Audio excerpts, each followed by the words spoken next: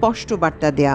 Doctor Yunus আসিয়ানের সভাপতি দেশ মালয়েশিয়ার রাষ্ট্রদূতকে জানিয়েছেন তিনি বাংলাদেশকে আসিয়ানের সদস্য করতে চান। তাছাড়া মালয়েশিয়ার প্রধানমন্ত্রী আনোয়ার ইব্রাহিমের সঙ্গে ডক্টর মোহাম্মদ ইউনুসের রয়েছে দীর্ঘদিনের বন্ধুত্বপূর্ণ সম্পর্ক এবং মালয়েশিয়ায় 7টি ইউনুস সেন্টার রয়েছে বিভিন্ন বিশ্ববিদ্যালয়ে। মালয়েশিয়ার প্রধানমন্ত্রী কিছুদিন আগে বাংলাদেশে এসেছেন 53 সদস্যের এক বিশাল বহর নিয়ে এবং সেখানেও আলোচনা হয়েছে আসিয়ানের অন্তর্ভুক্তি নিয়ে বলে মনে করি। এটা একটা যুগান্তকারী পদক্ষেপ, বাংলাদেশের আন্তর্জাতিক মুক্তির পথ। এর কারণটাও জিওপলিটিক্যাল।